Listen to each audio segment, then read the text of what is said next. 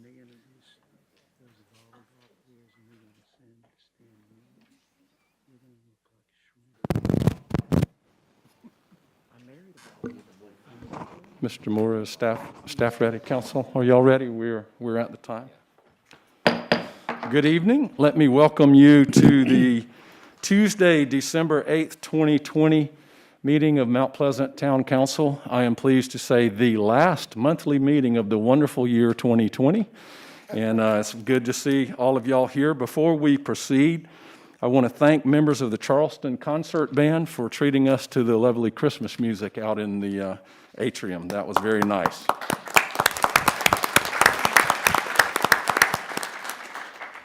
In accordance with Governor McMaster's Executive Order 2020-73, council chambers are limited to 50% occupancy. Item number 1 is prayer by Reverend Rob Dewey, and then we will have a pledge by Mayor Pro Tem Tom O'Rourke. Chaplain Dewey. Yes, sir. Thank you, Mr. Mayor. Let us pray. Heavenly Father, we thank you for this season, but we just thank you for what you have done in our lives and continue to do in our lives, especially in this place, this holy place of Mount Pleasant. We thank you for the mayor and the council and staff as you have given them gifts to lead our town, and also for the citizens that care, that come out. And so during this holy time of the year, we just ask your special blessing upon each one of us that have come and care about our community. And it's in your holy name, Jesus, I pray. Amen. Amen.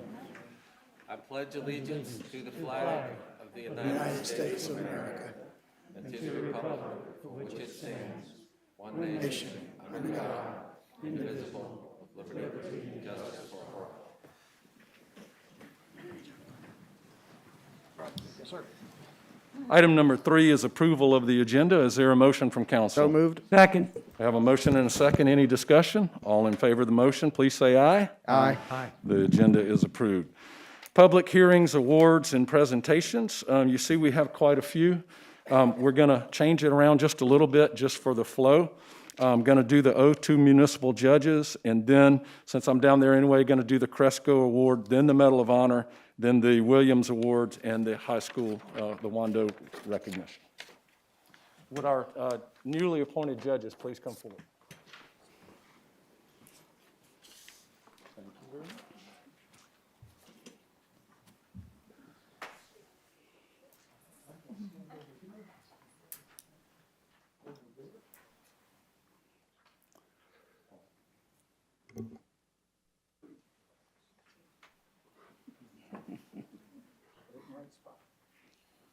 So it's my privilege to be administering the oath to Judge Paul Thurman and Judge Anna Elizabeth Richter. And this is kind of a cumbersome oath, but we've divided it up, and I did it with the other 3 judges the other day, and it works. So if you put your hand on the Bible and raise your right hand and repeat after me, please. I do solemnly swear that I am duly qualified according to the Constitution of this state to exercise the duties of municipal judge of the town of Mount Pleasant, and that I will, to the best of my ability, discharge those duties, and will preserve, protect, and defend the Constitution of this state and of the United States. I pledge to uphold the integrity and independence of the judiciary. I pledge in the discharge of my duties to treat all persons who enter the courtroom with civility, fairness, and respect. I pledge to listen courteously, sit impartially, act promptly, and rule after careful and considerate deliberation. I pledge to seek justice and justice alone. So help me God. Congratulations. Thank you.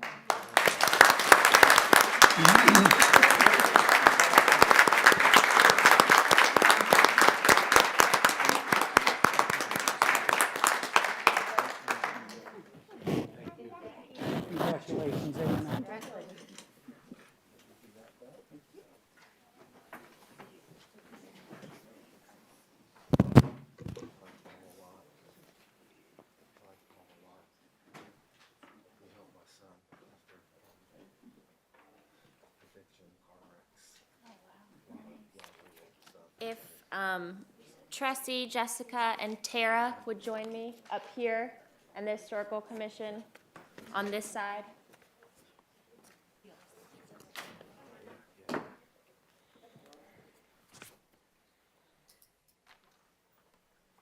Just behind here would be great.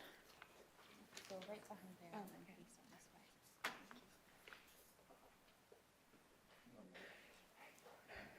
Good evening. My name is Kate Dolan Miller. I'm a town planner and the staff liaison to the Historical Commission. Here tonight representing the Historical Commission is Rick Gutowski, Chair, Brian Blaylock, and Courtney Tice.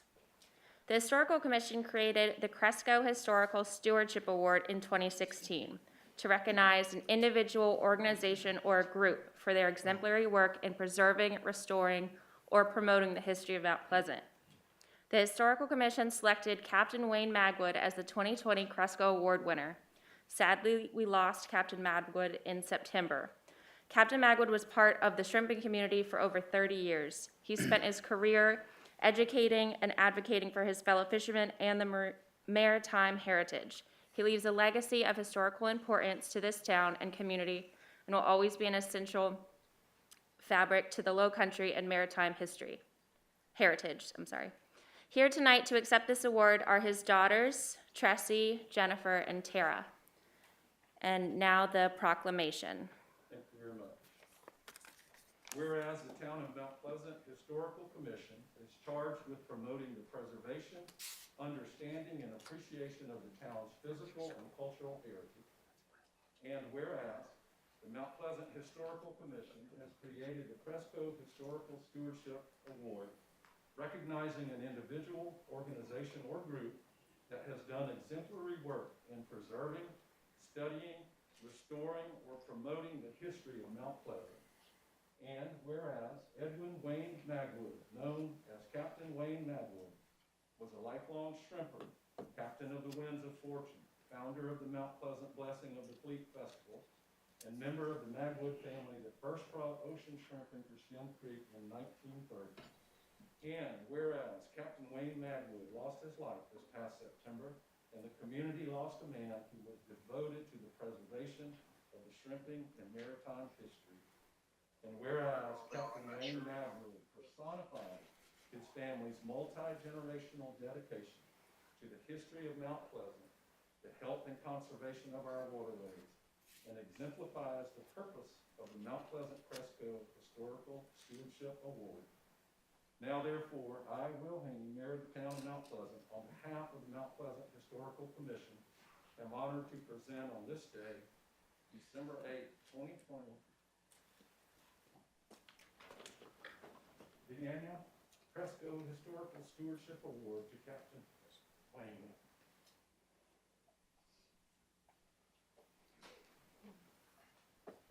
You know what you and your family mean to us. Please accept this on behalf of the Cresco.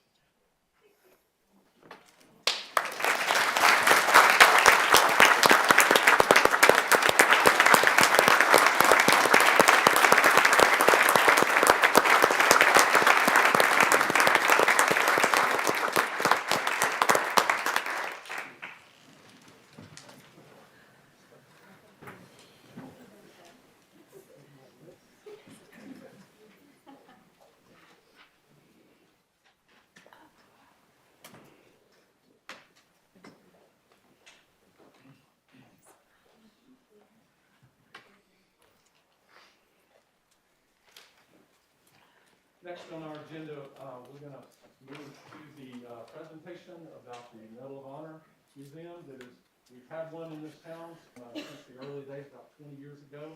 But Mount Pleasant played a big role in establishing on Yorktown. There's an effort to bring that shoreside. The town has invested $3 million in that effort, a pledge to that effort, and they are here tonight to update us on their progress. If y'all would come forward, thank you very much, and I will move out of the way for social distance.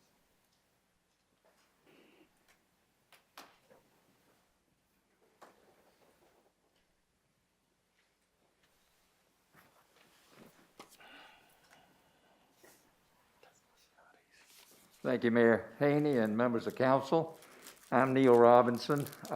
I'm vice chair of the National Medal of Honor Leadership in Education Center, which will be home to the Congressional Medal of Honor Museum. Our chairman, Tommy McQueenie, at the last minute couldn't be here, asked me to just introduce our architects who are going to show you what will be a fabulous addition, not just to Patriots Point or to Mount Pleasant, but to the state and to this country. We picked up on this opportunity about a year and a half ago, and I've got to tell you, I've been quite impressed with the team that we put together and both the exhibits that'll be shown in this museum that'll display some of the heroic acts done by our recipients of the Medal of Honor. And the Leadership in Education Center is more than just a museum. It's designed to teach the values exhibited by these recipients to the youth of our country. We haven't seen much patriotism lately. We need to see more of that. And this facility will enable us to do that. But tonight, we'll get into the education more with you as we move through time. But tonight, I want to show you something I think you'll find to be quite exciting. Our architects, Glick Bohm, are here tonight, Billy Bishop and Sean Mellon. They're going to present to you what I hope you'll find to be a great addition to the town of Mount Pleasant. Thank you. Billy?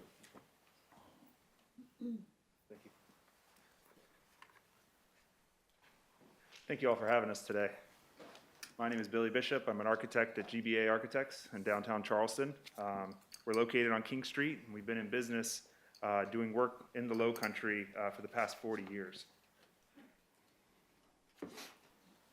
So just to orient everyone on the site, north is actually to the right of this page.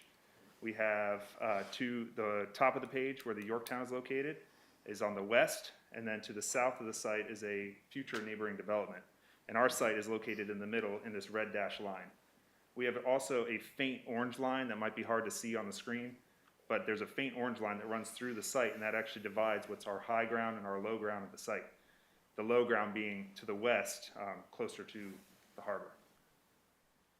Getting into site planning, the more importantly to the property lines that we have are these dashed green lines. The dashed green lines represent the setbacks and buffers we have to work with in actually locating the building. Upon orientating the building on the site, one thing we notice is that the sun is also going to play an important role in the design of this building. Locating the lobby on the southern facade of the building, or towards the southern facade, facing towards the Yorktown and the neighboring development to draw users to the space, and with the lobby being a majority glass to take in the views, we're going to have to create something to screen some of this sun and light, which we'll get into further in the future. Getting into the site plan, starting with the vehicular drop-off, which is a roundabout. You are dropped at a entry plaza. From there, you'll proceed actually to the harbor to take in views of the harbor first before you actually enter into the building. Similar to the aquarium across the harbor. Another thing on this, another point that we wanted to incorporate is there's actually a jogging trail that goes all the way around Patriots Point. We wanted to incorporate that into the design as well, and having that go on the outside of our building, so there's no blocked views of the harbor, and also this creates a synergy around the site that makes it lively both day and night to attract visitors to the space. On the western corner, we have on this boardwalk, there is a lookout point that allows for pause and reflection. And then adjacent to the entrance on the southern facade, we actually have an informal amphitheater outdoor classroom space, which we'll get into more as well. In getting into the floor plan, like I said before, you can see on the left side of the page, there's a screening element there. From there, you will proceed from the entry plaza, either under the covered walkway for inclement weather days, or you can actually meander in and out of this fabric canopy to get different views and perspectives of the architecture. Once you get to the harbor space and you take in the views, you actually enter in from the rear. You are greeted with a large reception desk that also doubles as a checkout counter for the retail space when days are slower.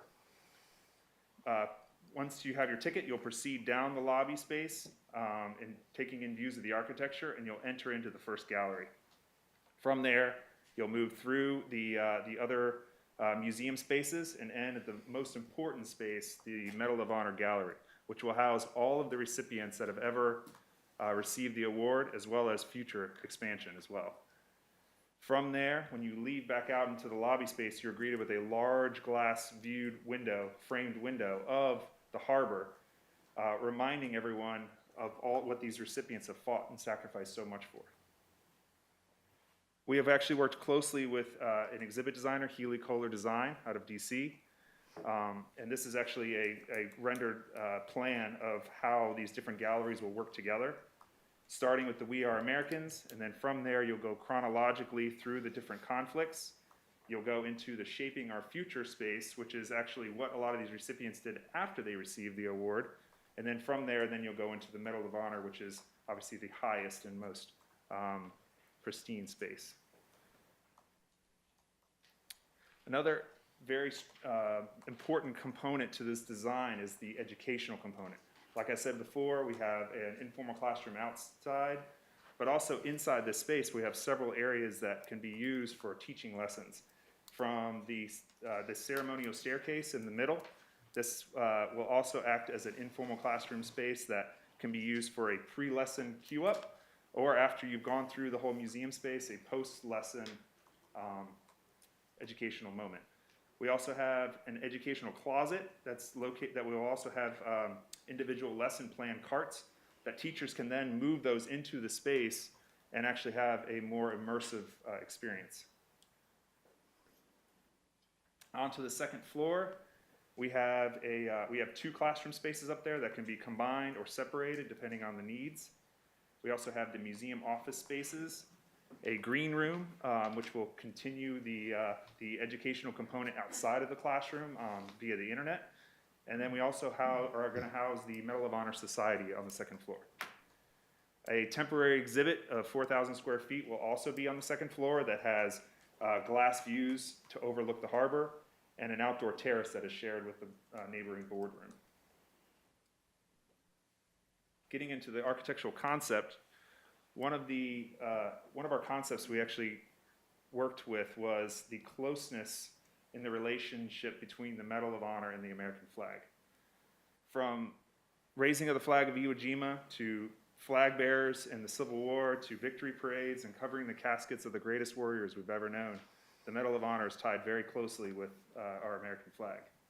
So let's see how this might translate in our screening element from the interior.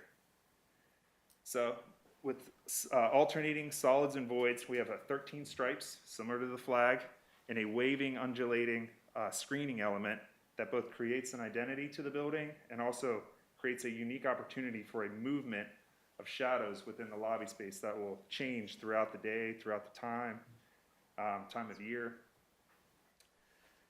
Translating this to the exterior, you can see from the vehicular drop-off area, we have an angled flagpole element reminiscent of the raising of the flag of Iwo Jima. And from there, this flag element is draped across the elevation in a very dramatic fashion. Materiality, getting into the materials, the base of the building we're proposing keeping it with the low country with a tabby stucco, which also relates to the site that the building is located. A zinc panel, metal panels, which is a contemporary version of the metal roofs in Charleston. We have white poles, white structural elements that relate to the sails in the harbor. And then this aluminum flag element that allows a reflectivity, which will also play with this movement. So here we've started to incorporate some of the site plan into the architecture, so you can actually start to see how these might incorporate and work together. Standing here, this is the vehicular drop-off area. You can see then the entry plaza with the angled flagpole element. Turning the building a little bit more so you can start to see that covered entryway and how that might relate with some of the plantings here. And you can actually see this kind of funneling effect that really draws you to not only the visibility of the harbor, but just even with the hardscapes and the plantings, we hope to draw you to the rear of the site. This is another perspective that shows this flag pole element, and you can see it's actually held 10 feet off the ground So nobody can interact with it, but they can actually move in and out from underneath this, and to be able to get different views and perspectives. This is a close-up of how this flagpole element might work.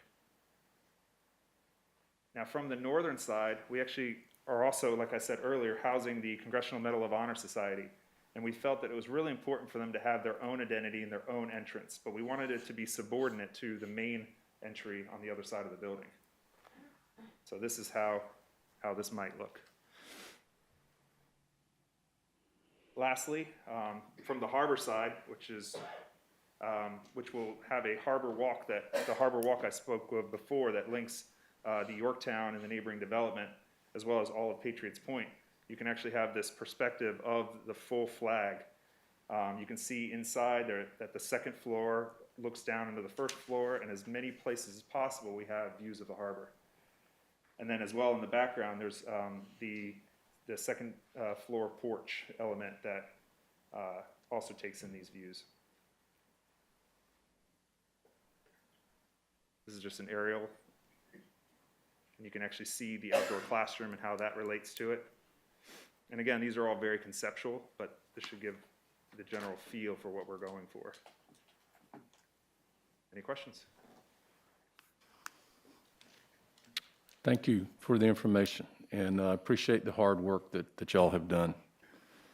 There's nothing for action for council. This is just information at this time. We look forward to working with you down the road. Thank you all for your time. Thank you.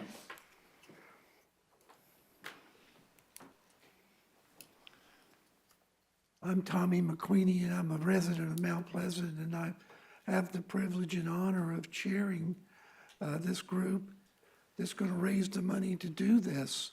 It's the Congressional Medal of Honor Museum Foundation, and some of our folks are here that are on the executive committee, and I want to thank you for your patience. We've been working all through the coronavirus to get so much done in the background. By meetings, a lot of Zoom meetings. We've hired all local people except our exhibit designer, who's out of Washington, D.C. And we are very excited about what we're going to bring to Patriots Point, not only for Mount Pleasant and our state, but for this country. And thank you for your time. Thank you, Tommy. Appreciate your hard work on that. Mr. Mayor? Yes, sir. I'd just like to take the opportunity to thank Mr. McQueenie for all of his hard work. As you know, for years, he's been involved, whether it's the Medal of Honor Bowl game with the Citadel or the past Medal of Honor Museum. He has been actively involved, and he's been really working hard, to make this happen. So I'd like for everybody to please give him a round of applause, huh?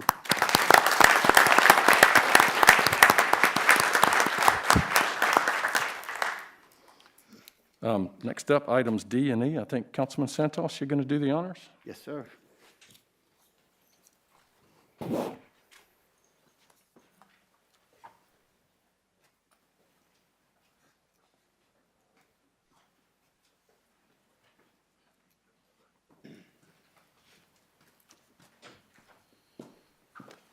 Good evening, ladies and gentlemen.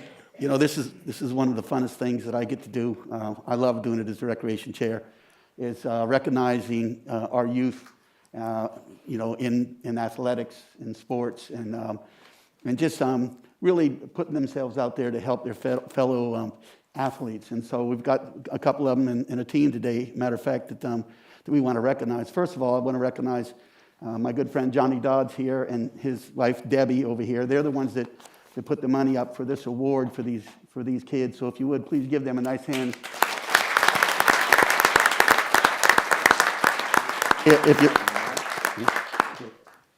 I tell you, when you see these awards, it almost looks like the Super Bowl. I tell you, I've never seen an award so big. So they really went all out to honor these kids for what they've done. Ladies and gentlemen, thank you, and Mr. Mayor and Council, thank you for the opportunity to be here. I hope that I'm not going to have to reach for my Kleenex, although I may very well. Kevin Williamson was my neighbor and my friend. He's represented here today. His parents, Mary Louise and Kevin Williamson, his brother Patrick Williamson, his beloved wife, Lauren Williamson, and Lauren's parents, Perry and Karen Grice. I'm going to be brief because I know you got a lot of business. About 9 or 10 years ago, well, longer than that, probably 20 years ago, I was at a Jamboree game, Wando Stadium. My son was getting ready to play a game. And I was watching the game before me, and there was one kid who every time he got the ball, ran a touchdown. I was like, who is this kid? And didn't know him, didn't have a chance to meet him that day, but I came to learn that that kid was Kevin Williamson. Little did I know that at some point we would become neighbors, we'd become friends, become friends with his parents. But football was Kevin's passion, other than the love that he had for his beautiful wife. Football was his passion. He grew up in Mount Pleasant, went to the public schools in Mount Pleasant, went through the recreational program in Mount Pleasant. Every summer, he was out on the gridiron playing football. Started all 4 years for Wando High School in the offensive line. And went on with a scholarship to play football at Guilford College in North Carolina. As you can see, pretty big guy, but he was a gentle giant. Nicest person you'd ever want to meet. If you ever needed anything, he was there to help. So when Kevin was struck with cancer in 2017, we had the opportunity to see him on a regular basis. Never once did he ever complain. And never once did he ever lose his willingness to fight this terrible disease. I was just so inspired by that. My wife and I and our family, we decided we needed to do something. We needed to honor this kid's courage, and we needed to remember his legacy. And Councilman Santos and I have been friends for 50 years, and we thought a lot about how we could do it. And we figured that we would create an award in honor of Kevin Williamson Courage Award, and allow the coaches in the leagues to determine who amongst their many athletes should receive those awards. From what I understand, they picked, this is the second year, they picked two wonderful young athletes who exhibit the sort of traits that Kevin exhibited his whole life, and more importantly, as he fought the scourge of cancer. So we're here to not only celebrate Kevin's life, but to remember his legacy and to honor two young athletes who share the same sort of attributes. So with that said, I'll turn it over to Councilman Santos. You're welcome to come up if you'd like. Our first award winner is in the flag division is Carter Appelt. Carter, please come forward. Coach.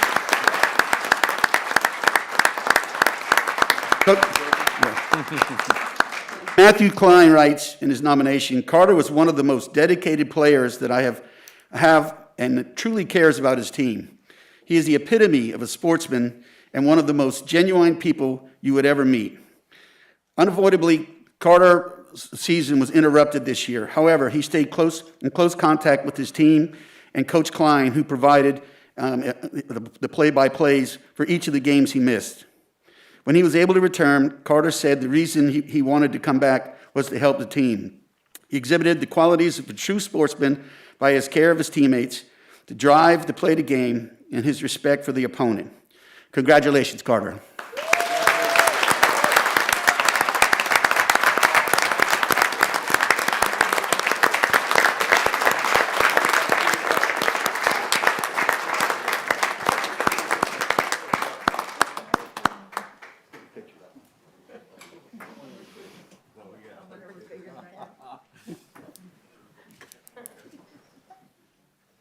Looking sharp.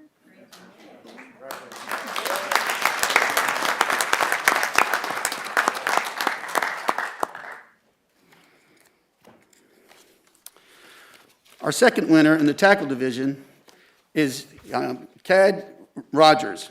Cade, please come forward.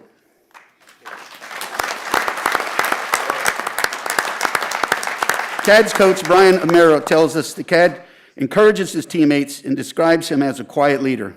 Coach Amaro provided an example of Cade's sportsmanship. During the conditioning run, one of the linemen was struggling to finish the 200-yard dash. After Cade finished his run, he joined a teammate for the final 50 yards, encouraging him all the way while the entire team stopped and cheered him on. According to the coach, Cade is a true servant, a true leader, and the definition of a sportsman. Congratulations.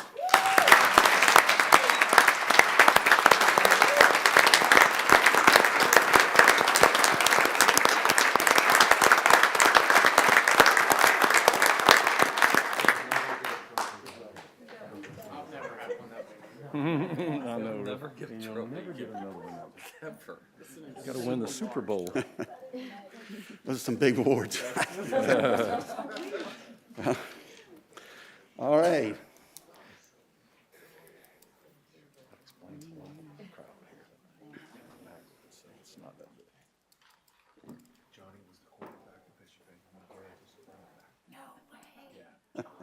Some big awards, huh?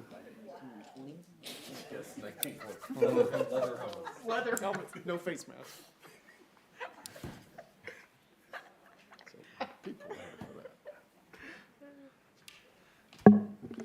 Coach, I thought I'd mention while they were walking out, Yeah. I told Mr. Rambo that Johnny was a quarterback and you were the running back in high school, and he wanted to know if you had leather helmets then.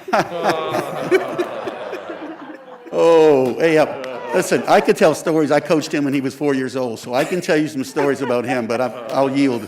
He really did say that. I'm just being I a know, jerk. I'm just joking. I'm joking. Okay, we're ready. Ladies and gentlemen, it's our pleasure to welcome the Wando 2020 volleyball team, state champions, and their coach, Alexis Glover.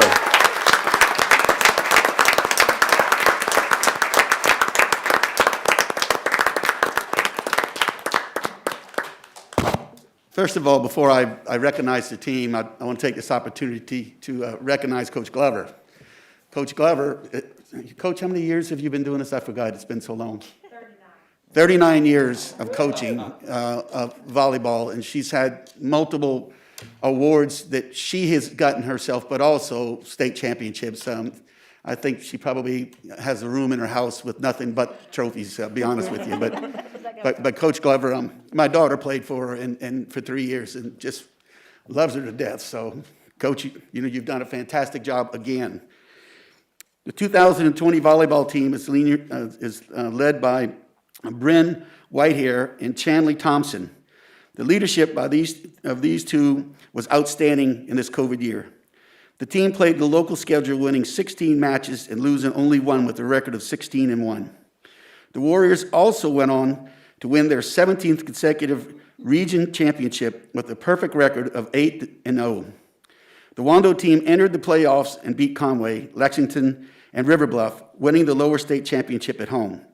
The team then headed to Columbia, where they took on veteran upper state champion T.L. Hanna and beat T.L. Hanna 31-2, and battling 5 nail-biting sets to defeat them 15-11 in a come-from-behind win. Ladies and gentlemen, our state champions, Wando High School and Coach Glover.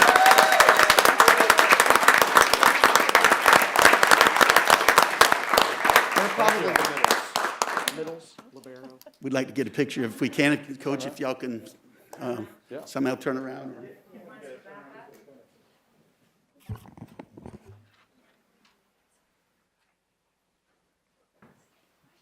I like being taller. Well, we're the same height, actually. Not really. Perfect, thank you. I have a 2-foot head start and I still can't be seen. Good job. Good job, ladies. Good job. Coach, you're the best. Where are you? Oh, Good job. Thank you, Howard. volleyball is fun. Congrats, Coach. Bye. Well, I emptied the place out pretty good. She's a good kid. She's a good kid. She's been there a long time. 39 years of coaching. I coached 30. All right, so we will move along to item number 5, which is approval of the minutes from the October 13th, 2020, November 10th, 2020 Town Council meetings, November 30 special Town Council meeting, and the October 2020 financial statement.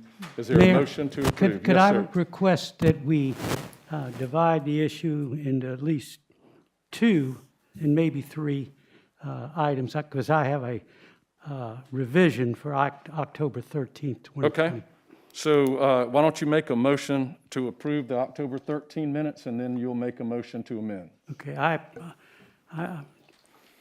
make a motion to approve the October 13th, 2020 minutes. Do we have a second? Second. All right, discussion? And I'd like to make an amendment to that. As you remember, we had Danny Causey here that Councilmember Santos, Councilmember O'Rourke, and I were very glad to recognize. And unfortunately, there were some names left out, and I was able to recognize both former Mayor Billy Swales as well as Representative Mike Satilli, and I would like to make a motion that the minutes be revised to reflect that my name and those 2 other names be included in the minutes. Second. Have a motion, a second, any discussion? All right, we're voting on the amendment. All in favor, please signify by saying aye. Aye. Any opposed? All right, now, all in favor of approving those minutes as amended, please signify by saying aye. Aye. Any opposed? All right, the October 13th, 2020 minutes are approved. Next. I'll make a motion, Mayor, to approve both the November 20th, 2020 minutes and the November 30th, 2020 special Town Council meeting minutes. Yep, November 10th and November 30th. We have a motion. Is there a second? Second. Discussion? All right, all in favor of the motion to approve those 2 minutes, please signify by saying aye. Aye. Any opposed? All right, the November 10th and November 30th minutes are approved. October 2020 financial statement. Is there a motion to approve? So moved. Second. Any discussion? All in favor, please signify by saying aye. Aye. Any opposed? The financial statement is approved.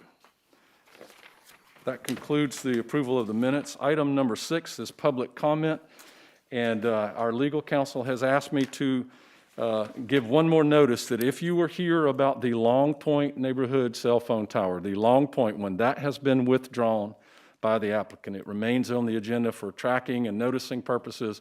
It cannot be voted on. There will be no vote on that tonight, so save yourself the time if that's what you're here for. Otherwise, please come when your name is called. You'll hear the timer, and Mr. DeMore. Thank you, Mayor, members of council. Good evening. We have several speakers this evening, so I'm going to go ahead and call 2 at a time. Ladies and gentlemen, the first name you hear, I'll ask you to come speak, and the second name will stand behind, sort of in the on-deck position. First name is Wyatt Harbin. Please come forward, followed by Brent Harbin.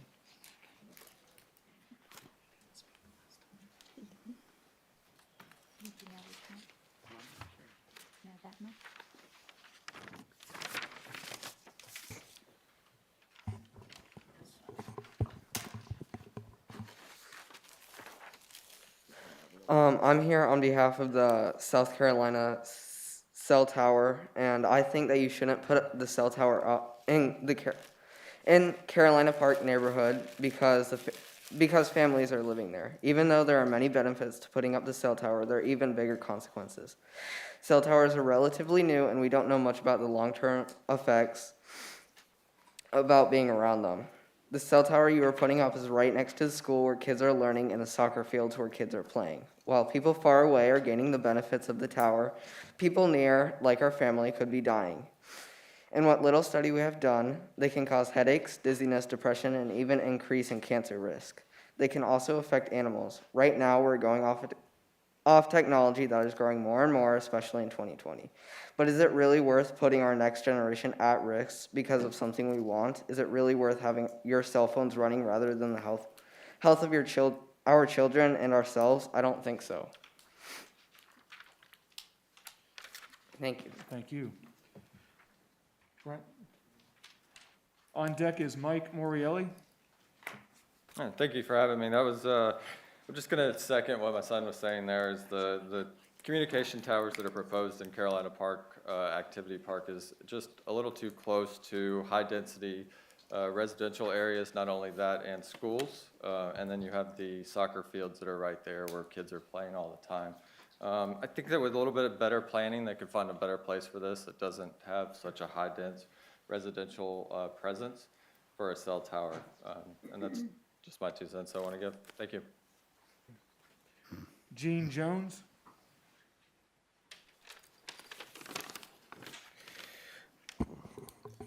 Mike Novielli, 221 Bayfront Drive, Mount Pleasant. On or about November 13th, the mayor issued an emergency proclamation, once again extending the town's mask ordinance. Among other factors considered, the mayor stated that he had consulted with members of the town council before making his decision. If that was the case, why wasn't the issue of the mask mandate placed on the agenda for the town council meeting just 3 days earlier, when it could have been debated in a public forum? Just several months earlier, the town council held a special meeting to vote on the mask mandate, and when the resolution failed to pass, according to the rules, the mayor raised the issue again a week later in a forum which required a lower threshold to pass. A disturbing pattern seems to be developing with this mayor. It appears at almost every juncture when the mayor is on the losing side of an issue, one in which lacks the support of his peers on the town council, he does an end around them, the citizens of Mount Pleasant, and the democratic process. Quite frankly, this is disrespectful, it's cowardly, and it's a failure of leadership.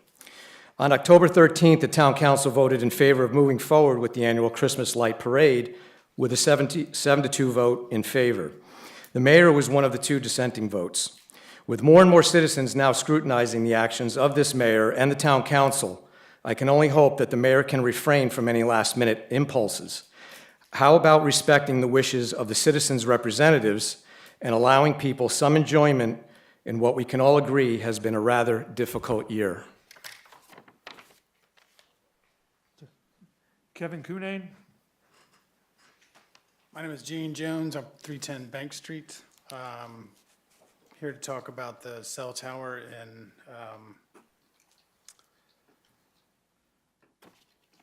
excuse me. Love public speaking.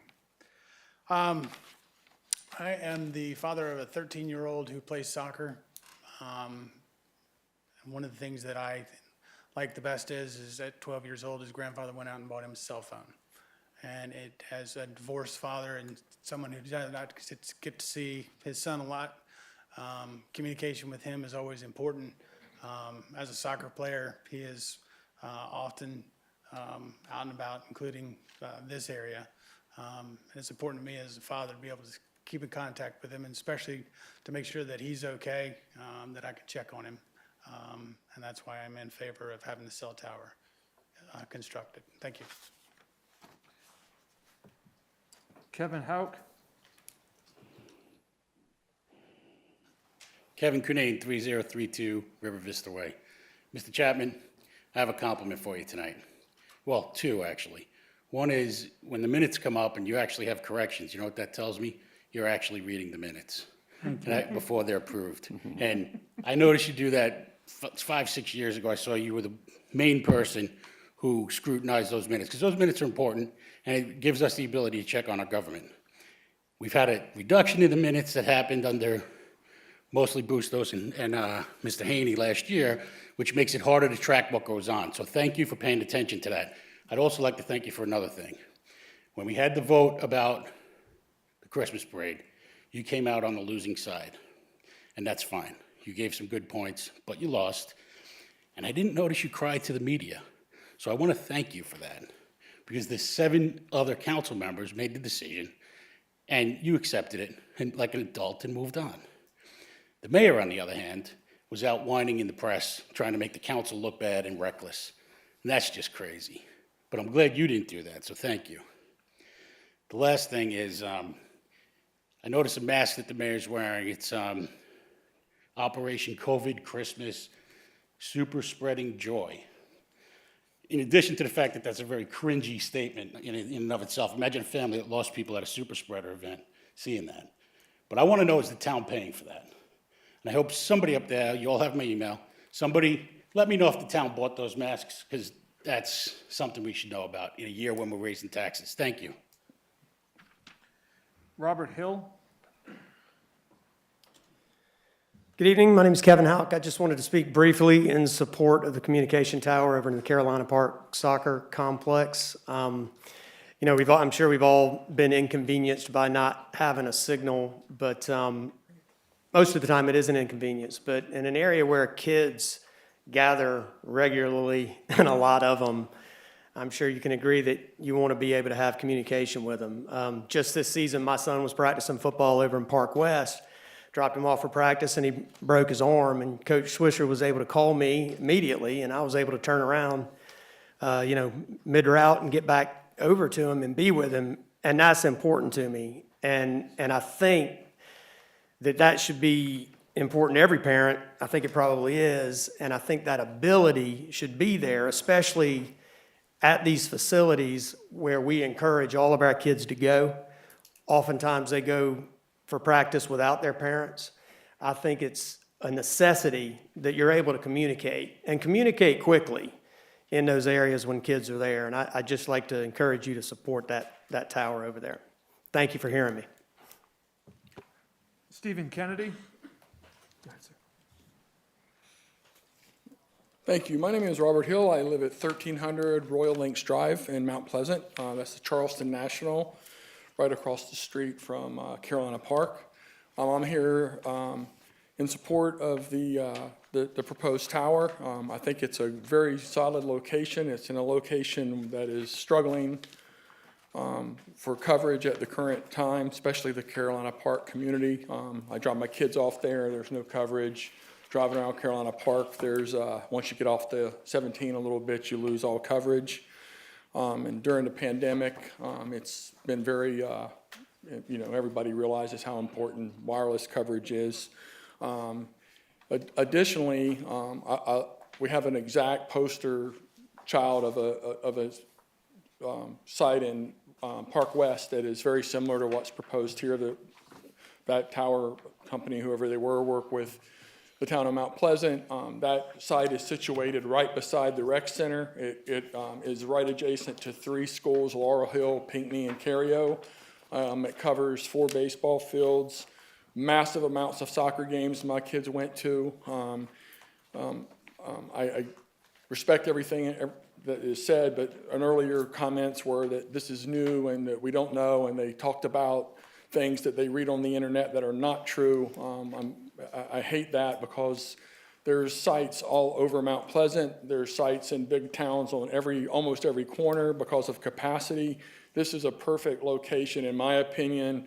We already have an example in an adjacent community, so I respectfully ask you to please approve this location. Thank you for your time. Appreciate it. John Dodds. Mayor, Commissioners, my name is Steve Kennedy. I represent Optima Tower. I'm a radio engineer by trade. I've been in the wireless business for 32 years. I'm here to talk about RF safety. So one thing to remember is RF safety or RF emissions from a phone, it's proximity based. So the closer the phone is to your ear, the more you're getting. So there's 2 types of energy. There's ionizing energy and non-ionizing. Ionizing is basically sending photons through your body, X-rays, gamma rays. When you go to the dentist, what happens? They put a lead coat on you. You have to be protected because photons have the capability of messing with your DNA. They can change DNA. Non-ionizing energy is radio waves, waves from the light bulb. Light bulb is a frequency, it's just higher. The FCC regulates every wireless carrier that transmits frequencies for people's use. They came up with a limit, it's called a specific absorption rate limit, and that limit is followed and maintained specifically by every transmitter that every wireless carrier puts on for air. This is something that's federal law. We have to follow this. It's very important that we follow this because they can lose their license, and those licenses are not very cheap, and it's not cheap to put these sites up. Second thing to remember is that if you look at the Park West site, that site's going to be a lot closer to the fields and to the areas where people are versus the site we're proposing, which is out more towards the parking lot. Remember, it's proximity-based. 50% of the energy of the limit the FCC gives is maintained by your phone. As you double the distance away, you cut the power by the square, farther you away from the site. This is 50% of the general public limit. That site on there with the antennas in the air is 0.1% of the public limit. The site is RF safe. It's a safe thing. We've been doing RF energy for many, many, many years, 80, 90 years it's been going on. Just because the technology different doesn't mean the radio wave changes. Thank you for your time. Carol Helm, followed by Tim Kyle.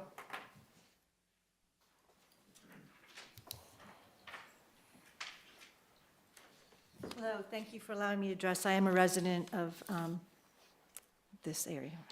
I live on Sullivan's. Having been a former restaurant owner, carpenter, farmer, owner and directress of my own Montessori school, nanny, medical researcher, healthcare practitioner, presently a tutor. I come from a lot of background. I actually was only going to speak about the masking situation and vaccines, but about the cell towers, my husband died of glioblastoma. I have a daughter, my fourth of my fifth child, also had a brain tumor. She got one of the early cell phones, and it was absolutely proven to have caused her brain tumor growth. France, about 8 years ago, outlawed the use of cell phones for 18 and under because they found it was so dangerous to the developing child's brain. Schools now that have had wireless in their schools are now taking them out because these children are having massive problems with headaches, with ability to focus, and with brain tumors. Brain tumors are absolutely exploding right now amongst children as well. Their brain shell, the shell of their cerebellum is not as thick as an adult's. And if you read the inserts on the cell phones, they do say that you should never touch your cell phone to your head. They are creating cell phone tower zones in Europe because of the dangers and adults are now often having problems. So I would encourage you, I don't know where these towers are going to be placed. There's a lot of information coming out that the 5G has not been tested and it is not safe. So I would encourage you to really do diligence when we're talking about how we're placing towers for our children. And as someone who's 65, I did not even have a computer when I was in college, let alone a cell phone, and we got along just fine. So maybe the parents need to be a little bit more diligent. And my daughter played Division I soccer for college here at College of Charleston. Traveled all over the United States and Europe with her soccer teams, as a manager also of high-level soccer teams. There's usually a parent around. Hopefully there's a responsible parent around who knows how to administer an emergency. Is that my 2 minutes? Yes, ma'am. Okay, thank you. Thank you. Angela Pike. Tim Keel, 605 Pelsley Drive, Mount Pleasant, addressing the council. It's been a rough year for you all, I guess. A contentious year, a lot of loud discussions, a lot of positions put forward, a lot of close votes. But I give you a lot of credit. You came together, and throughout this year, you've got the town's business done. I give you a lot of credit for that. And I commend you for putting aside your petty differences. And I wish you success in the new year. All that being said, there is a small vocal element in this town that thinks you can do no right. If you say it's sunny outside, they're going to argue the point. I would advise you when they get up and speak that you listen to what they say, nod politely, and go about your business. And thank them for their input. And just to, my dad was a pretty smart guy. He told me many times, you've probably heard this also, that when you wrestle with a pig, they like it and you get dirty. So, my comments. Thank you. John Mazer. Hello, my name is Angela Pike, and I live at 1227 Farrago Street, Mount Pleasant. I thought I would share some new data that has come out, presented from the Danish mass study that took place in Denmark from April and May of 2020. This published with study in the Annals of Internal Medicine, November 18th of 2020. This is an American medical journal published by the American College of Physicians. It is one of the most cited and influential specialty journals in the world. The design was studied, the design of this study was a randomized control to assess face masks for the protection against SARS-CoV-2 virus. There were 4,862 people in this study. Here are the results. Infection with SARS-CoV-2 occurred in 42% participants, who were recommended to wear a mask. That is 1.8%. Infection with SARS-CoV-2 occurred in 52% participants who did not wear a mask. That is 2.1%. The difference between the two groups was 0.3%. I work in the medical field, so I know a little bit about this because I deal with immunology. This difference falls below the accepted p-value of 0.5 for something to be declared statistically significant. They cannot make that claim. If a drug goes before the FDA and it does not meet a p-value of 0.5, that drug does not get approved. It cannot be shown to be statistically significant versus another drug or placebo. I would like to point out that SARS-CoV-2 is the underlying cause of COVID-19. It stands for Severe Acute Respiratory Syndrome Coronavirus. Going back to the FDA and the p-value, I wonder if that's why Dr. Fauci made the claim in March of CBS that masks were really only made the wearer feel good and it didn't really offer any other value.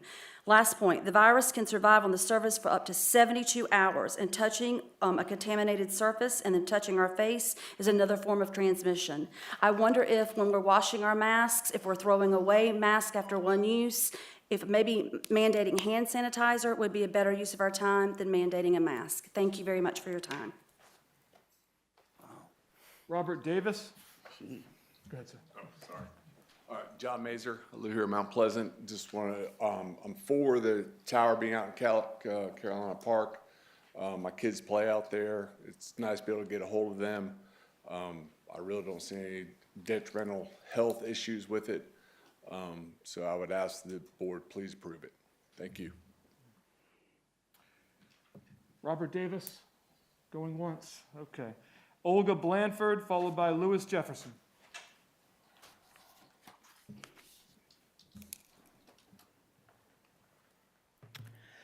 I'm here today to remind everybody what real pandemic is. Real pandemic today is human trafficking, sex trafficking, pedophilia. Just last month, 8 people were arrested here at Mount Pleasant, and 17 people were issued a warrant. Involvement in juvenile sex here at Mount Pleasant, in our town. Today, South Carolina Attorney General launched and Human Trafficking Task Force and declared it a big problem for our state. And meanwhile, a couple months ago, Mr. Mayor on social media was really loud about how human trafficking was a conspiracy theory. Maybe, Mr. Mayor, you're not even aware what's going on in your own town and what's happening, what's real problem is here. When you put masks on your children, you put them in danger. You tell them your voice doesn't matter. You teach them that abuse is okay. You teach them tolerate abusive behavior. And you teach them their right doesn't matter. And what's the first thing that government's supposed to do here? What's the first thing? Primary function of the government are protect the basic human rights of life, life, liberty, and process property. What's the difference between United States of America and any other country here? It's our Constitution. And so please, this is a difficult time here. So remember why you're here and why you're here to serve us. Serve the people. And remember, it's time to be brave, and it's time to have courage. Merry Christmas. Yes, ma'am. We got your name. We need your address, please. Why? It's required for everyone who speaks, please. It's not required. Mr. Jefferson, please, sir. Scott Rhodes. Good evening, Louis Jefferson, 1128 McKnight Road, 7 Mile, Mount Pleasant. I wanted to speak on the item number 8, new business on the rezone ordinance requirement. I'm standing before you representing Cade, our community organization, of which I'm the vice president. We have met with the applicant on this request and got some insight on their intentions in developing this property. We're quite comfortable with what we're hearing of the intent and the process of the development. And at this point, as an organization from the community, we stand in strong support and asking that you all will show favor to this request, this applicant, for development within our community. Thank you for your time. Jay Claypool. Hi, I'm Scott Rhodes. I'm at 613 Webster Point Drive in Chapin, South Carolina. I'm the applicant that's trying to get the zoning for 1A rechanged. I wanted to just put a face to that, our business. We have, I've been with this company this family for 40 years, working for them. So that kind of puts me in the Guinness Book of World Records when it comes to the car dealerships. But I want to tell you and assure you that we are a viable part of every community we serve. In Columbia, I'm on the Consumer Affairs Advisory Council. I was on the Better Business Bureau Council. I'm in the Chamber of Commerce Military Affairs Committee. We are very, very active and supportive of our local communities. And I just would, our operations are very much, I mean, I've had the opportunity to really enjoy this town a little bit. My daughter competed very unsuccessfully against Wando several times in her sports. She was in color guard, and my son and his Boy Scout troop and I spent the night at the Patriots Point on Yorktown, which I hope I don't do again. But it was a lot of fun. So I look forward to being a member of this organization, or this town, this great town of yours, and hope to be a resident of it soon. So thank you very much. I appreciate your votes. Thank you. Kevin Berry.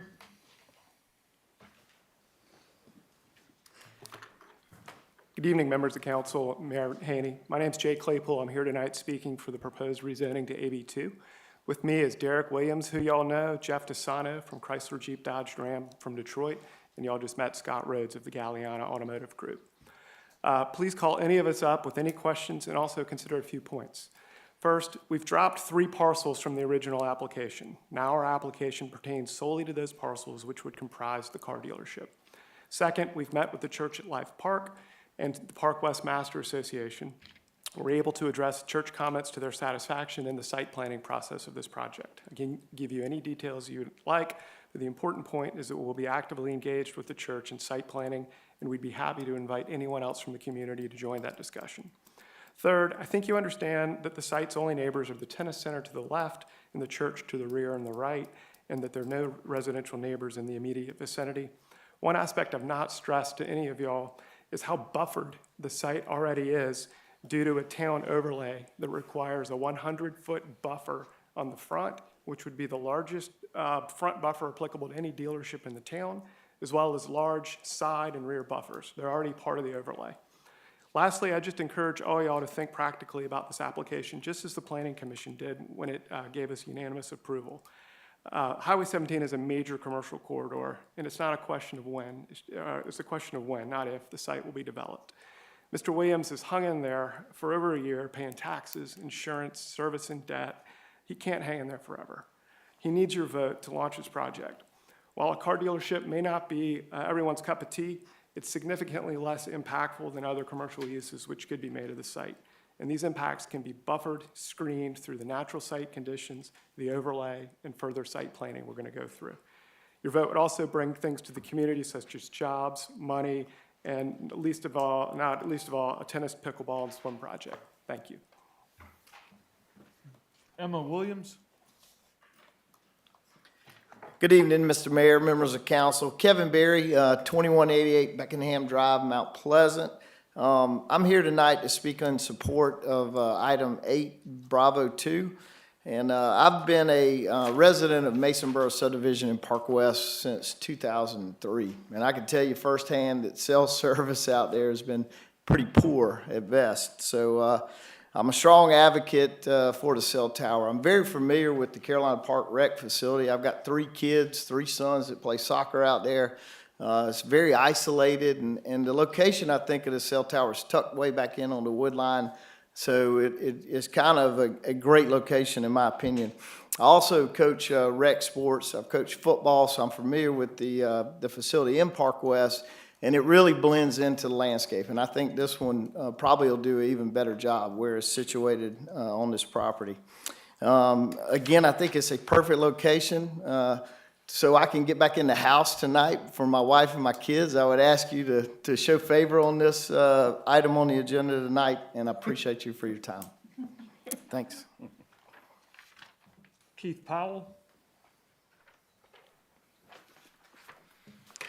Good afternoon. My name is Emma Williams. I live at 1421 Jefferson Road. First, I want to thank Gary Santos for coaching my grandson. I'm here for the Project A. It was Joe Bryan Court. My name is Emma Williams, and I'm the wife of Peter Williams, who is an heir of Joe Bryan Court. I lived there for about 50 years. When I first moved there, we had 2-lane highway, so it was really country, so to speak. And then the eminent domain came in, and they took a piece of property to help to widen Highway 417. Well, things started to flourish after that. First, it was Ivy Hall, and I attended the meeting, not so much because Ivy Hall was coming, but basically my thought was to protect the property, not having things piled over or fenced in that we couldn't see. So that was my reason for going. And after that, a few years later, I think around 2003 or 2004, Walmart came in. That was a big thing. They had a lot of hurdles to go through. And I know because I knew Tex Smalls, because he was a chairman of where I worked, of a board. So I knew him personally, and I've had conversations. So I knew some of the things that they had to go through. But anyway, all in all, they approved it. The big issue was first they couldn't know how the big trucks were going to get in, but they worked a way to get it there. They couldn't put it in the back because it disturbed the people. So finally they put it on the road next to it, So they worked it in. They also approved GenFar, which of course didn't amount, but at least it was approved. But I was just getting ready. Thank you kindly. Thank you. Thank you. Jonathan Yates.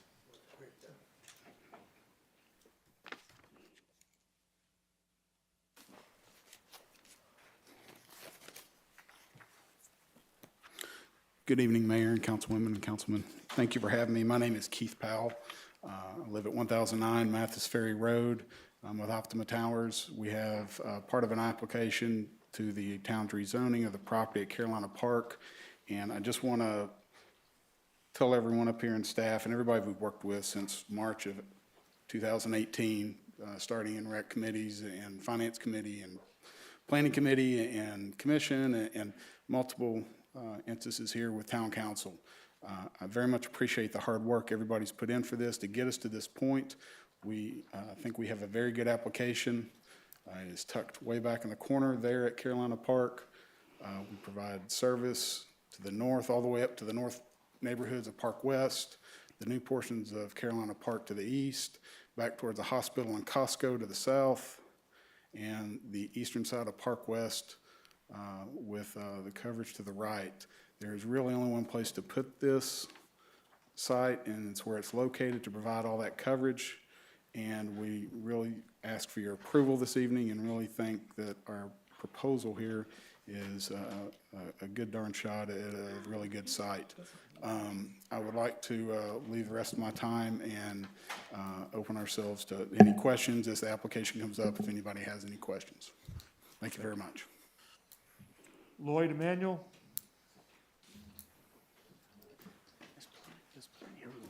Thank you, Mayor and Council. Jonathan Yates.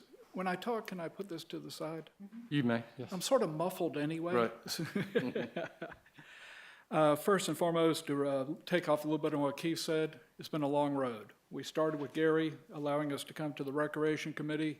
We then got to work with Marcy and Christiane to work through a lease. We then went through the rezoning process. Tonight is a win-win. I want to throw a couple numbers out, and always it takes me 5 minutes to say my name, so I'm watching the clock. In Charleston County today, the consolidated dispatch, 84% of all 911 calls comes from a wireless device. Across the state of South Carolina today, 57% of households have gone wireless only. We saw incredible spikes this spring. Why? People were having to work at home. They were having to educate at home. They relied on wireless. You've got to be able to rely on wireless. You look around Mount Pleasant, the tower at Park West, the tower at Dunes West, the tower at Rivertown. You go over to the most expensive real estate in the state of South Carolina, Sullivan's Island. What do you see? The tower. This one is a win-win. We have a perfect piece of property. It is exactly where T-Mobile and the other carriers need to be. And through that process, I have to commend Marcy and Christiane. They worked us over. They worked us over. In a year of tight budgets, we're going to be actually adding to the budget. So this one is a win-win. The folks will get to use their phones. They'll get to reach out to 911. They'll get to reach out to each other. People with children playing on the facility, they'll have the communication, and the revenue goes to all of us. It goes into the public pot. This, I hope this council will see as a win-win, and I thank you for your time. And I can't believe I did it. I'm down to 1 second. And Thank you. Eric's not going to have to silence me. Eric's not going to have to silence me. Thank you. Lloyd Emanuel? Mr. Mayor, council members, I'm here on behalf of the rezoning for the property on 17 North for the tennis club. My name is Lloyd Emanuel, 459 Springfield Road. I recently moved down here, retired from New York after 45 years in the tennis industry as a professional. I'm in the Eastern Tennis Hall of Fame, and among the many draws to move to the Charleston area is that it's one of the richest communities for tennis anywhere in the country, and Mount Pleasant is right at the top of the list. So I've spent the last 14 months in retirement acclimating myself to the world of tennis down here, and I've surveyed all the clubs, all the nice places to play, and there's something missing, and I've spoken at great length with the applicant for the club that he proposes to build, and it really will fill the needs of so many more tennis players in this community, and really maybe from around the region that will come here to play in tournaments and special events that I think will really spotlight what a wonderful community we have here and what a rich tennis community we have. There's a tremendous need for the programs that the applicant will implement at his club. I can't wait to join. I think I speak for scores of tennis players that I've met in the last year that can't wait and are hoping that he's approved to break ground. And we will all be delighted to play tennis at the Mount Pleasant Racket Club. So I'm hoping he gets a favorable decision tonight. Thanks very much. That's all I have, sir. That's all? All right. There being no more public comments, we will move to item 7, which is our consent agenda items. Is there a motion, please? Motion to approve. Second. Motion to approve all the items listed in item 7 under consent agenda. We have a motion and a second. We're in discussion. Any discussion? All in favor of the motion to approve, please signify by saying aye. Aye. Any opposed? Motion passes. Final reading of consent agenda items A and B. Item 8, planning, new business, Mr. Ulma.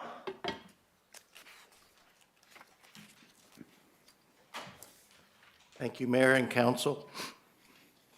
This is the rezoning petition to change the zoning on about 15 acres of property on the north side of Highway 17 from area-wide business to area-wide business 2, which is our more intense commercial district.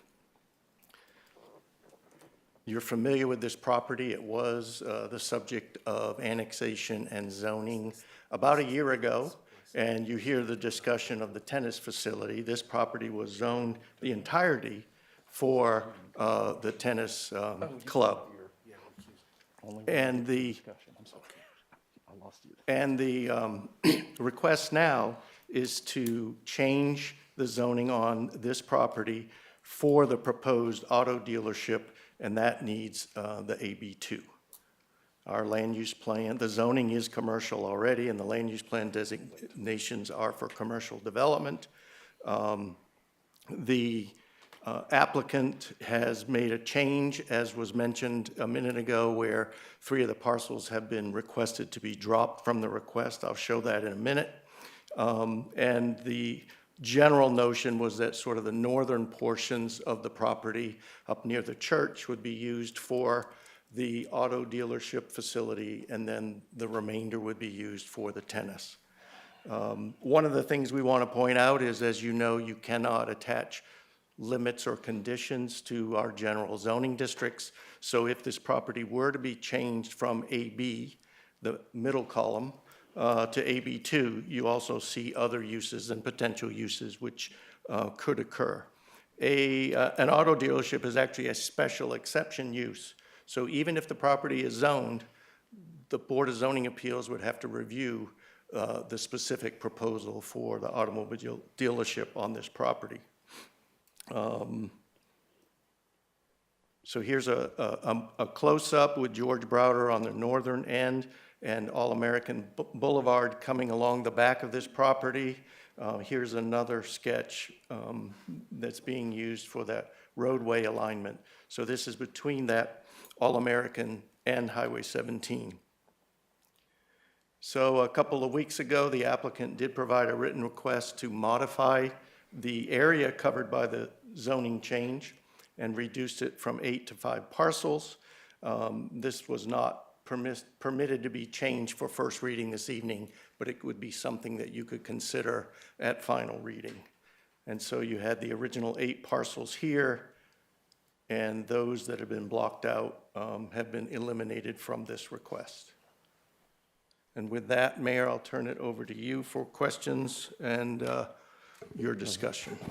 Mr. O'Rourke has a- I first regret that I will have to recuse myself from this discussion. I personally own a parcel very close, and some of the uses are very similar to what's being discussed here, so I shouldn't be in this discussion. Thank you. Please note. The clerk will note. Counsel? Mr. Chapman, yes. Were you raising your hand? Okay. Good. Mr. Alma, I think I know the answer, but for the record, in order to put a tennis center on these parcels, would the zoning have to be changed? No, it was established with the AB originally. Thank you. So now the northern piece would So be you could put the tennis center already. already. Thank you. Yes, sir. Yes, sir. Mr. Santos. Yeah, thank you, Mr. Mayor. You know, I see that the Planning Commission, I voted for it 8-1. You know, tennis, as chairman of the Recreation Committee, I constantly hear people complain about the lack of tennis facilities here. Our Whipple Road or the Muggsy Kerr Tennis Center, constantly struggles on trying to get people opportunities to play on our courts. You know, we want to expand the back baseball field to add more courts, but unfortunately, until we build more baseball fields, we can't do that. I know Lucy Beckham wants to use our courts, and I think they use them, but they use them at really odd hours so that they can get practice in so they can play. So tennis is a big need in Mount Pleasant for tennis. And I think since the Planning Commission voted 8-1 vote for it, I would like to see us at least so that we can get more information, because really, I don't have really any information other than what you're showing me now. I'd like to be able to talk to the applicant. I'd like to be able to discuss more with our staff, but I'd like to at least get first reading passed. And then let's talk to the applicants, see what they're willing to do, see what the outcome's going to be, because we can always at second reading deny it if we feel like it's not going to be appropriate for the community or for the town. Clearly, the tennis courts are a need. Now, I know car dealerships, I know people aren't, very happy with having a car dealership around. I think they did a good job with Tommy Baker's dealership by all of the buffers that they've put up, the plantings that they put up. They've made it look really nice. It's not your normal car dealership. And now with technology, you won't have speakers going out there. I think they all wear little earpieces where they're communicating with their operators, so you don't hear the blaring of the loudspeakers. So I don't know a lot about the car dealerships either. I do know I live close to Tommy Baker's. I've never heard any noise come out of there. So all I'm saying is the Planning Commission voted 8-1 to approve it. I would like to at least, let's give them an opportunity to come to us, sharpen their pencils, see if they can do something else for us so that we can have a really nice tennis facility up there, as the gentleman mentioned. And then if we see that it's not going to work, then we always have second reading to say no. But I don't want to stop them, after on first reading, and not give. They've put a lot of work and a lot of effort into it. Let's give them a look at it, and see if they can come up with something that'll be that the public will take. The community, the Cade community, as you heard, just recently has come out, and they're right across from it. And they're supporting it. So I just personally think that we ought to give it the first reading, and then let's dig into it deeper. Let's let them come back to us, roll up their sleeves, see what they can do, and if it's not going to work, then we can always terminate it at second reading. But I think we ought to at least give them an opportunity. They've done a lot of work, a lot of due diligence, and let's see what they can come up with. Mr. Mayor. Ms. Landy? Yep. I'd like to make a motion that we pass this area rezoning from AB to AB2 so that we can discuss it. Second. We have a motion to approve and a second, and we are in discussion. May I make? Yes, ma'am. Thank you, Mr. Mayor. Couple of things here. Like so many things, we hear completely different perspectives, and sometimes, like now, this is relatively new for a lot of us. We've received a lot of emails, but this is our first reading on the subject. And let me just say, as an analogy, this week we went out on Saturday to get our Christmas tree. Sounds like a little thing to do, but we've been going to Cardinal Christmas Tree for the last 17 years. And on Saturday, December 5th? December 5th? Yeah. We have 92,000 people in this town. They were already sold out of all trees except for the kind that were about the Charlie Brown size. So nothing against the Charlie Brown trees, but we had to go somewhere else, and it was not that easy. Why am I bringing this up? Because if we do end up having a tennis center and a car dealership, there are going to be a whole lot of people in this town that will be able to be serviced by having these things there, and there's a whole lot of people that will be driving a lot shorter distance to get to these locations than if they have to go to West Ashley for their Chrysler Jeep or whatever brand. I don't even know. I guess that's what someone said earlier, what brand it is. They won't have to drive all the way to the Autoplex over there. Are we going to have an Autoplex in Mount Pleasant? No. I think Tommy Baker's location is beautiful. As Councilman Santos has pointed out, it's also quiet. I think there are plenty of ways. Mount Pleasant's community has a tendency to make things look really beautiful. So I think the tennis center, there's no doubt anybody would enjoy that. We do need more information, but this is a first reading. So I think this makes a lot of sense to pass at this time. And then we'll find out more about it before the second reading. Thank you. Ms. Whitley. I voted against this in Planning Committee, and I had the opportunity to meet with the applicant and with his attorney to talk through this. And for me, the concern that I have, and I'm glad that they are dropping the 3 parcels, was we cannot condition zoning, and there are no guarantees. We don't have a crystal ball, and given the uncertainty of the times, we can't guarantee that a tennis center will actually go there and that we will get a car dealership and a tennis center. We may only get a car dealership. And because of that lack of crystal ball, and because would be the most aggressive zoning south of 41, I think it's all AB along the 17 corridor up until that point, I am not in support of this. Thank you. Yes, sir.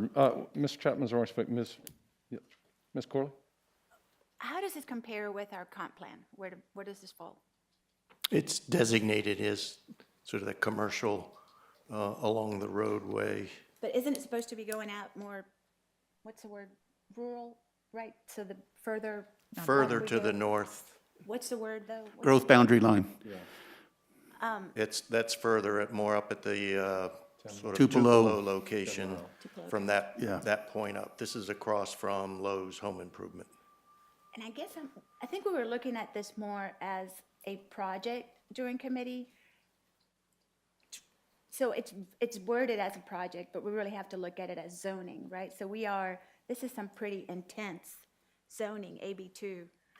And like Councilwoman Whitley said, past 41, that's where it stops right now. So now we're talking about bringing AB2 all the way up to the church. So I would not be for this. Yep, because of those reasons. Thank you. Mr. Rambo and then Mr. Chapman, since he hasn't spoken yet. Oh, okay. So, a couple of points. One, Highway 17 is the commercial corridor. So, like was mentioned, I mean, to me, this is business zoning.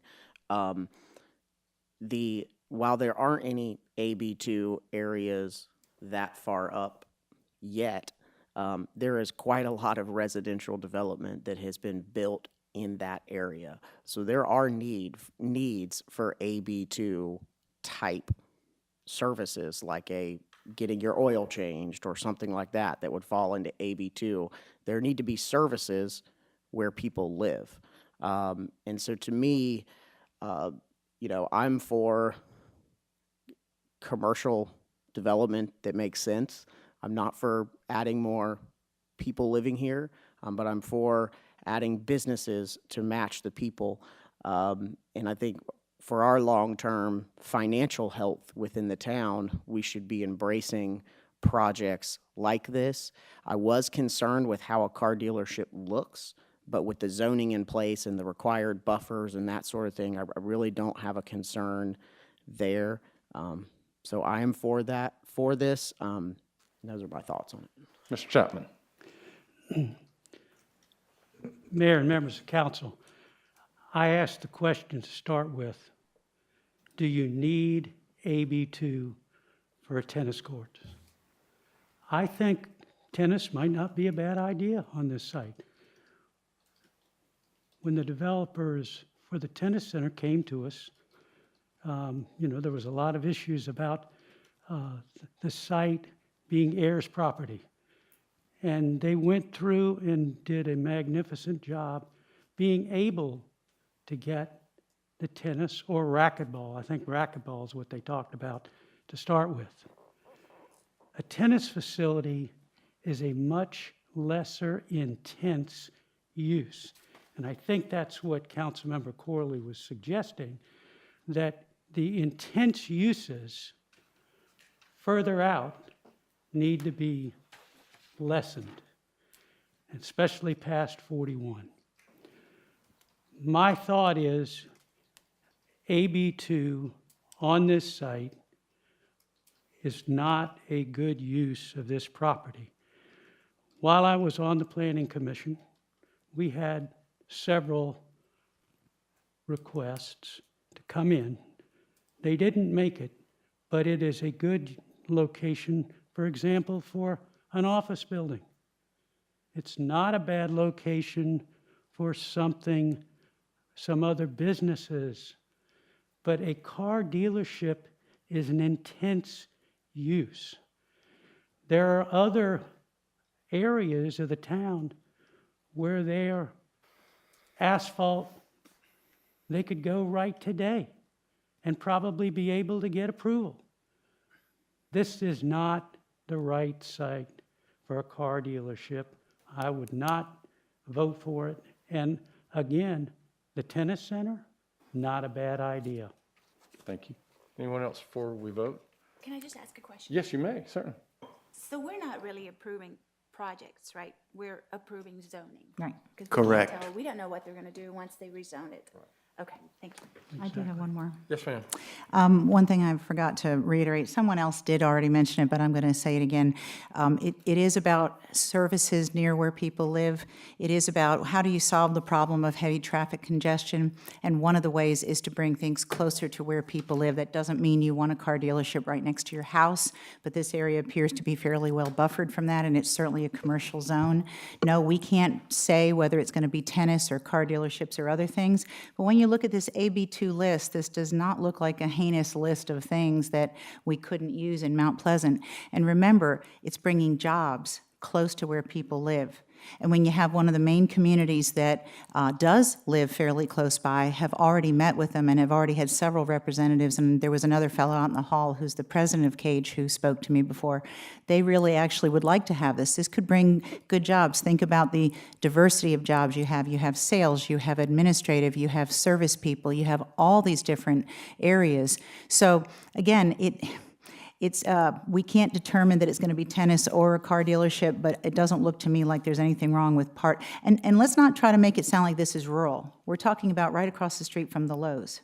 So this is not a rural spot. So as far as high intensity, there's other things beyond that that are also business oriented. Thank you. All right, I think, Super quick. yes, sir. I forgot to make one point that, so when you look up what all can be done in area-wide business, I know we got several emails about this. The vast majority of those emails were concerned with traffic.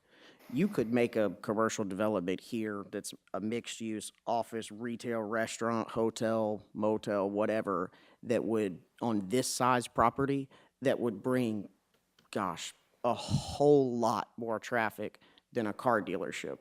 And so that was the main concern I heard from people. And then once I called them and explained that, they felt very differently. All right, if the clerk will call the roll, the motion is to... Mr. Mayor, can I just say one more thing, please, Sure. sir? You know, when I was car hunting, I drove all over the place, up to North Charleston, all down Savannah Highway, and I settled on a dealership in Mount Pleasant because it was right down the street from my house. And so when I need service, I can actually drive my car, drop it off, ride my bike home, and then ride my bike back to get it when it's ready. There's a lot to be said for that. And so when I heard my colleagues bringing up the fact that it would reduce traffic, and I think they're right. I think they're right that people can get serviced right here at home. Mr. Jefferson had a good point. The community around there has supported it, has supported the jobs that it will create, and I think technology will also help as well. All I'm asking for is if we can get first reading, and then we can really look into this thing closely. We can always, at second reading, deny it, but you know, I know this this gentleman has done a good job working really hard to try and get a good project out there, and I think we ought to at least give him an opportunity to sharpen his pencil and see what he can do, because we always have second reading, but let's not stop him dead in his tracks on first reading. Let's give him one opportunity. I think that's only fair. All right, we're going to vote. This is to approve planning item 8A1. If the clerk would call the roll, please. A yes vote is to approve. Mr. Santos. Yes. Mr. Santos votes yes. Ms. Whitley. No. Ms. Whitley votes no. Mr. Chapman. No. Mr. Chapman votes no. Ms. Corley. No. Ms. Corley votes no. Ms. Hyatt. Yes. Ms. Hyatt votes yes. Ms. Landing. Yes. Ms. Landing votes yes. Mr. O'Rourke abstains. Mr. Rambo. Yes. Mr. Rambo votes yes. Mayor Haney. No. Mayor Haney votes no. So on a 4-4 tie, the motion fails to pass. Next item, please. Mr. Mayor? Yes. Can I ask, so with one recusal, where does that now, that doesn't Doesn't deny their, I mean, does that essentially deny the application? Yeah. I'll defer to the attorney. Yes, sir, that's correct. Okay, The- so it the will not motion be heard fails. again. That's correct, sir. It still has to get a majority to pass whatever the majority is. Yes, sir. Doesn't change the ratio. All right, so this moves us to old business. Item 1, this was deferred from last month. I don't know if Mr. Ulmer or Mr. Pagliarini wants to give us the background on what was resolved during that period of time. These items go together, recall. So item B1 is the A motion to amendment. approve items B1 and 2. We have a motion to approve items B1 and B2. Second. And a second. Is there any discussion? Mayor, Yes. if I might ask, the reason for the deferral was to update, essentially bring in CDM developers on item 1. And I would suggest to you that, and recommend to you that that item be amended to include the updated version of the development agreement. And so, in my opinion, it would be best suited to take those separately.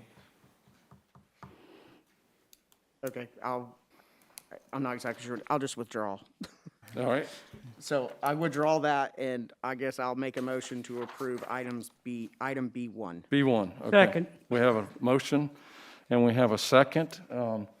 Is there any discussion? Yes, sir. Ms. Santos. Yes, as you know, I've spoken out about the putting these towers close to places where we have our children. We heard speakers tonight talk to us. We've been getting a lot of emails about it. I think if you can you put up a Jeff? Can you? Yeah, here we go. You see all that land around there? To me, there's plenty of room to put a tower up, and you don't have to put it there right at our parking lot, where all of the kids will be playing. If you look where that star is, that's where our little recreation area is. So for people who are going to eat lunch or whatever, right there at our little area where we're serving food, that's where a lot of people are going to be, and the tower is going to be right there next to them. You can see all around there that there's, and even if you look at the airport there, it's not even in the flight path, all these, the woods here. So I think there's plenty, just like Rivertown, I think there's plenty of areas that they can put that tower where it's not right there next to our children where they're playing. I think there's some other areas around there that they can put this tower that will be just as effective as it would be if it's right at our parking lot. And I heard somebody say it's set back. No, it's right at the edge of the parking lot. And I think you heard the lady speak today. She sounded pretty educated about the perils of the 5G. I heard another gentleman talk about the tower out there at Park West. Well, you know how old Park West is? That tower's been out there for a while. The problem is the technology is increasing, like 5G is just coming out. It's not the tower that has the issues. It's what's on the tower that has the issues. And so I'm fighting against this kind of thing. We stopped them over there at Moultrie when they tried to put it up by the kids at Moultrie. We even rezoned that property so they couldn't put a tower up over there. You know, they worked with us at Rivertown. They moved it back into the woods at Rivertown where you can't hardly see it. And I think they can do something better here. I don't think it needs to be right here where our kids are going to be playing and our citizens will be around all the time. But I think there's areas around here with these woods where they could move it back and be in the trees and kind of hide it away from everybody. Mr. Rambo. So a couple of things. One, when this gentleman brought the picture of the cell phone tower at Park West Recreation Fields, I always joke with my because I have 3 children that play sports and all of that I feel like I live at these facilities. I have never noticed that there is a cell phone tower there, ever. I mean, it blends in, it just looks kind of like a light pole unless you really stare up and look at it. Anyway, just a random point. I hear some of the concerns about safety and that sort of thing. There's a lot of experts out there that would testify otherwise to that. But what I do know for sure is, what I feel for sure is that a lack of cell phone coverage in an area is in and of itself a safety issue. So creating better coverage throughout the town. This location is a good distance away from the nearest homes, which is another thing that I feel is important. And so that kind of all coalesces into me supporting this. Mr. Mayor, Yes, sir. Even though you're discussing the first item, we do have some additional slides in the zoning request that's next that I can share with you quickly, just a series of those so you get a feel for that location, because there has been some discussion about, or public discussion about where it is, if you need further detail. We've had this one with an X marks the spot in our presentations before. We actually took the site plan and superimposed it on the property. So you see the town parking lot area and the site plan with the tower location. And if you remove that overlay and you zoom out a little bit, you see the tower location in that upper center portion on the park property. Then you see Oceanside School to the south, Carolina Park developments, the residential aspects to the right, to the east. And then if you scope out even a little further, you get a feel for the location of the tower in relation to all the other uses. And we did do a calculation. We had some of this in our staff report. The nearest property to the east-northeast is 650 feet from the tower and 750 to the properties that are on Wilkes Drive in Carolina Park.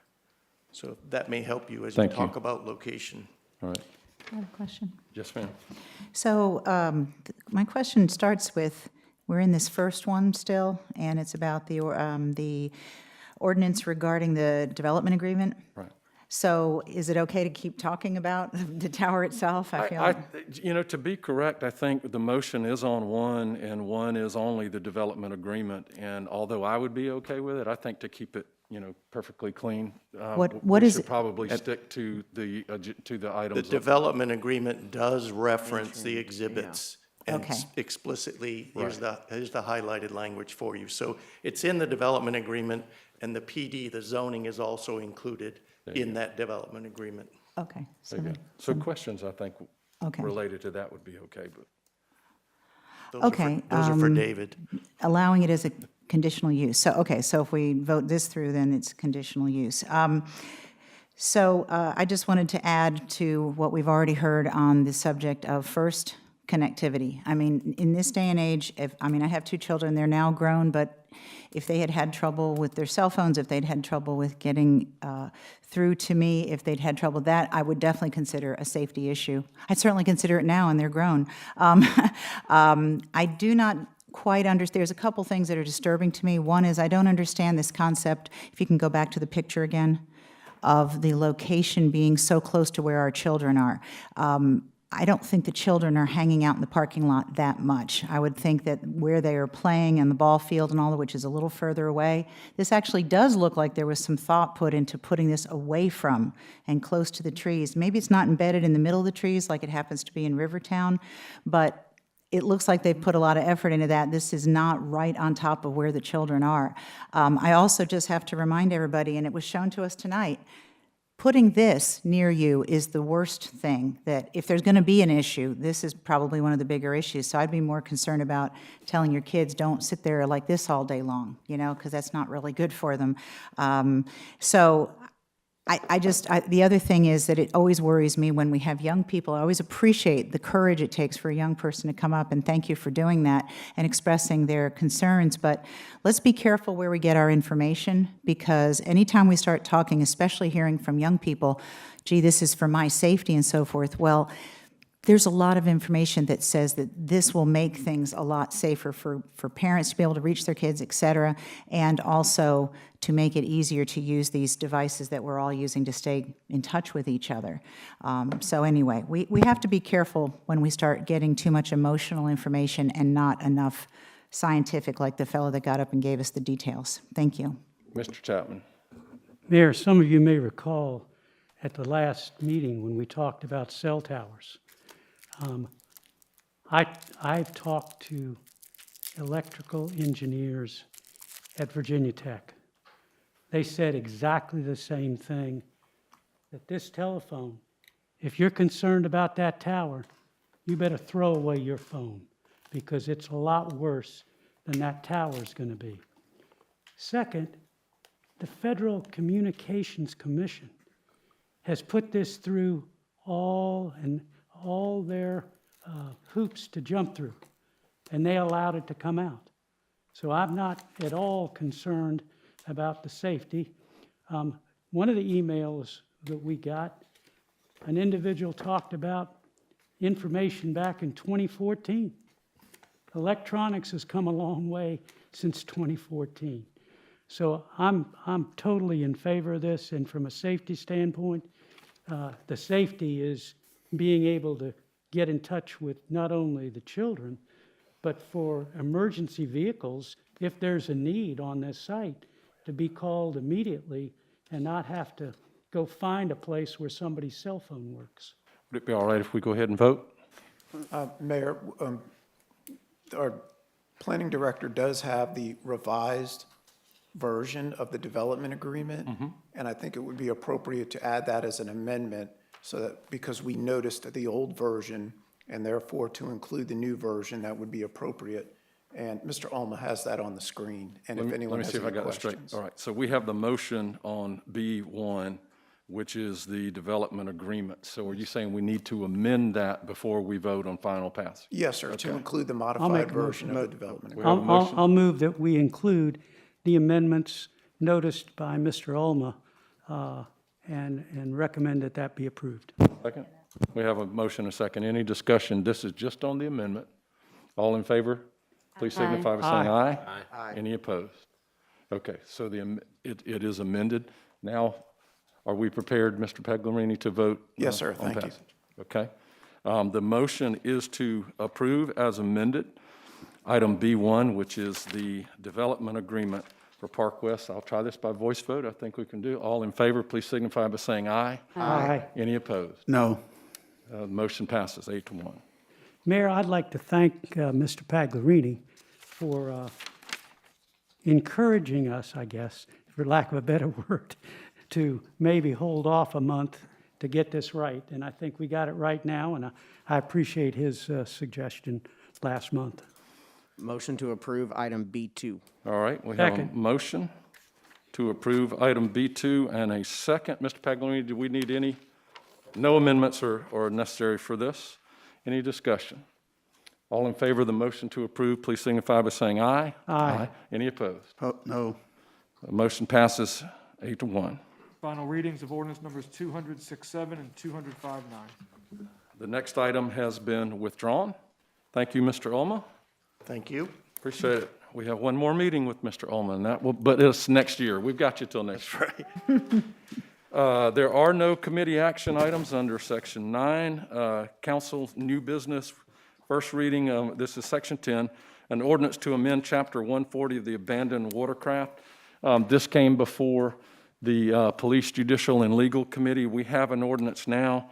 The two things this affects is it gives the town the ability to place liens on the vessels, and it prevents the town from being sued. We checked with legal. Mr. Pagliarini, I don't know if you want to expound on that, but it passed his muster, and the committee passed it unanimously. Yes, sir, you approval. summarized it correctly.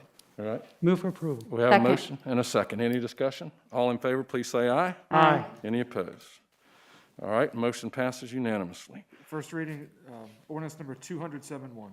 Number 2 is a resolution authorizing a law enforcement assistance and support. To approve. We have a Second. motion and a second. Any discussion? All in favor, please say aye. Aye. Any opposed? Motion passes unanimously. Resolution 20121.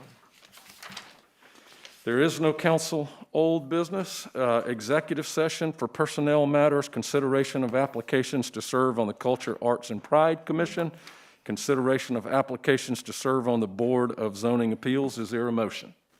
Move for, go into executive session. Second. We have a motion to go into executive session for the reasons stated and listed before you.